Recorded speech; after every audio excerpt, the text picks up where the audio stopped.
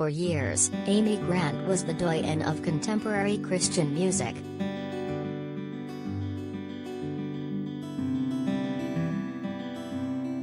Her 8 studio albums released between 1977 to 1988 established her as the defining voice of the genre, and even as she dabbled in pop with 1985's Unguarded album and her Billboard Hot 100 chart-topping duet with Peter Cetera in 1986, The Next Time I Fall, Grant's core remained in Christian music.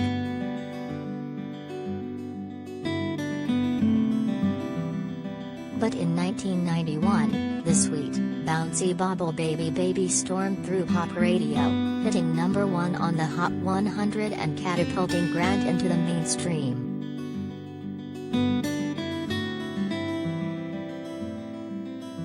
The album that bore the lead single, Heart in Motion, its title taken from a line in Baby Baby, would sell 5 million copies, peak at number 10 on the Billboard 200 and retain Grant's Christian fan base, with a #1 showing for 32 weeks on the Christian Albums chart.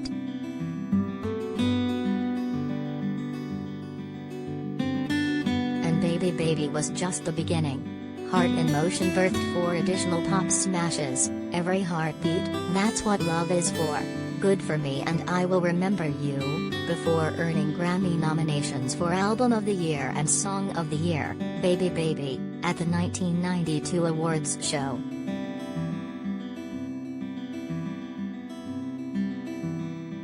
The 30th anniversary of Grant's most recognized release will be fated with a July 9 double CD reissue, featuring the original album remastered and a second disc of unreleased songs and remixes of Heart in Motion hit singles. On July 30th, the album will arrive in remastered vinyl form.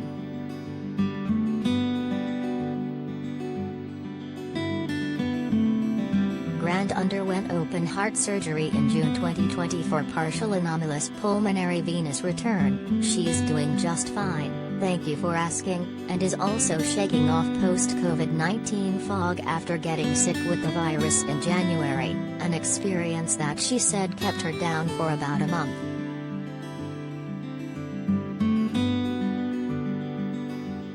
In August, she'll kick off a tour in Beaver Creek, Colorado, and wind across the country through November. Husband Vince Gill will be playing much bigger places, she said with a laugh, as the Eagles return to the road.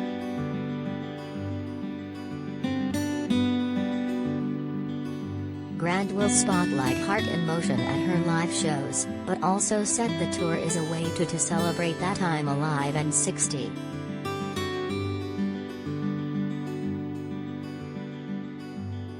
She also disclosed, with much pride, that the inspiration for Baby Baby, her then 6-week-old daughter Millie, is now pregnant with her own baby.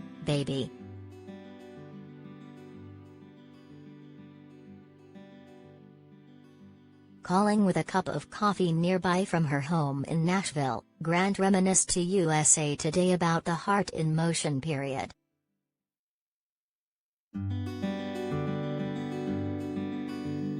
I've gone back and looked at some old interviews, since the album came out, a lifetime ago. And in my favorite one I said that I went from asking big, deep questions, on Lead Me On, and touring to the biggest crowds ever with that record, and then I was pregnant with Millie and the environment of our home was so happy and light and silly and fun, and that's just what was reflected in the music. For me it was just a joyful time in my life and it felt very uncomplicated.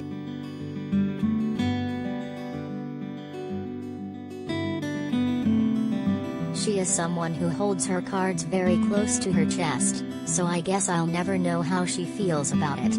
But I do remember that she went on a school trip to France and came back and said very quietly, "You would have been surprised that I got up in a karaoke bar and sang Baby Baby."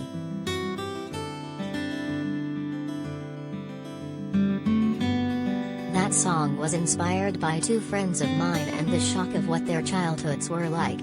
One was from high school and one from after college, and at that point I was many years into both friendships. I look back at little signals that were weird to me that I didn't understand. I remember being so glad we had a song that could address the topic.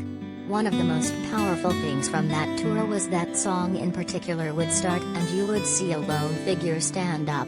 And then another and another. And to me it felt like, what an opportunity for somebody to be seen.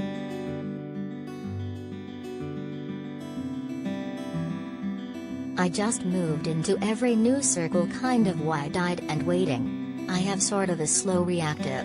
It's not even caution. I don't know what it is. Like a lot of creative people, I'm an introvert who presents as an extrovert. So whenever another door opened, I sort of crept through the door. I just remember taking a lot of deep breaths and going, how in the world did this happen? I do remember many times being someplace really special or unique and feeling such waves of gratitude, like, how is it possible that a few 3-minute songs created an environment where I'm standing at the top of the Empire State Building at dawn and granting a wish to a child who is losing his eyesight? I remember touring in Europe and the record label needed a 5th video, for I Will Remember You, and they sent a massive private plane for me and flew me to some coast in Spain, and I'm on a rock in the Mediterranean Sea and they're yelling, wave your arms. Wave your arms. And I'm thinking, how did I get here?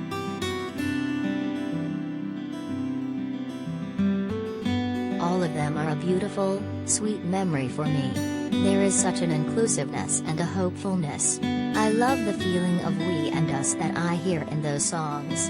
You listen to the first line of That's What Love Is for dash sometimes we make it harder than it is, laughs. There's such an honesty and pureness. Everything feels uncontrived to me. I really do believe that the best thing about music is the ability to lead us and to steer us.